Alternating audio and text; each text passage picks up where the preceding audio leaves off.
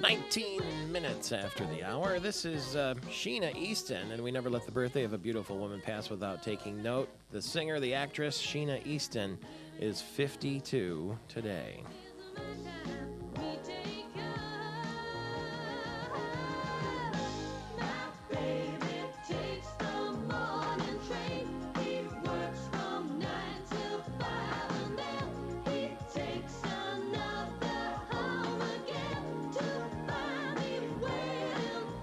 We're counting him down. That's what Casey Kasem used to say on the radio. He still does, doesn't he? It's his birthday today, too. 79 years old, the disc jockey, the voice of Shaggy on the Scooby-Doo cartoons. And Casey Kasem, we mentioned him because he came from Wayne State University in Detroit before he went all big time in Hollywood. Speaking of big time and Hollywood, President Obama and the First Lady Michelle Obama are helping Oprah Winfrey close out her talk show in grand style. They're going to tape an episode of Oprah Winfrey in Chicago today that will be broadcast on May 2nd. And the president has been with Oprah before. She was a big supporter of his and his run for the presidency.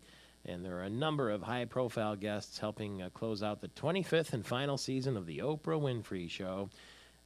Donald Trump said he was considering an invitation from Oprah to undergo a hair makeover on one of the final episodes. The last Oprah episode will be May 25th.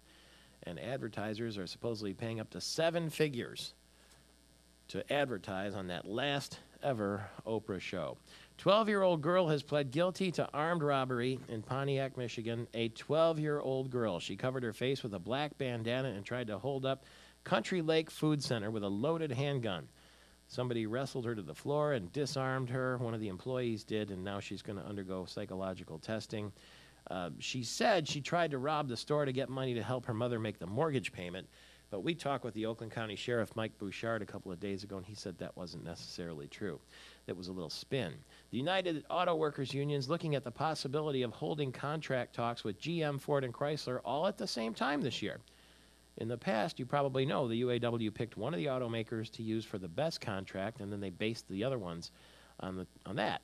So now they might just go all at once, which would be an interesting turnabout, to be sure. It's 21 minutes after the hour right now. State Representative Lisa Brown is on the other end of our line. She's a Democrat from West Bloomfield. Good morning to you. Lisa, good morning. Yeah, thank you very much for being available this morning. It's nice to meet you. You might have just heard Kyle Malin from MERS News talking about the fact that the legislators in Michigan, the number one topic, particularly with the Democrats, is education. And you particularly are interested in what is going to happen with the K through 12 funding. Can you sort of give us the pulse of that first and tell us what you're expecting from Governor Snyder's speech later today? Well, I wish I knew what to expect from the governor's speech today. Mm-hmm. Obviously there's been little whispers in the press, little leaks and everything. Yeah. But we don't know for sure until we hear it from him. I'm a mother of 3, and so and my kids are in public schools, and I'm gravely concerned about the lack of priority of educating our children right now in the state of Michigan. If we want to move Michigan forward, we have to invest in education. We have to invest in our kids. Well, if we want to attract businesses, we need to have well-educated workforce. We need to have our kids to be able to compete in a global economy. By cutting education, we are just harming our kids and harming the future of Michigan. Well, some people will say that we have to sort of right-size education. They'll say that we need to reform the way it's administered. One of the ways could be tying teacher performance to pay. That's one of those whispers that you're talking about that the governor may mention today. Do you have any problem with that? Oh, I do have a problem with that, in that a child comes to school already with a predisposition. You talk about a 12-year-old who was arrested for armed robbery. If she came in to take a test, there's something going on with that child.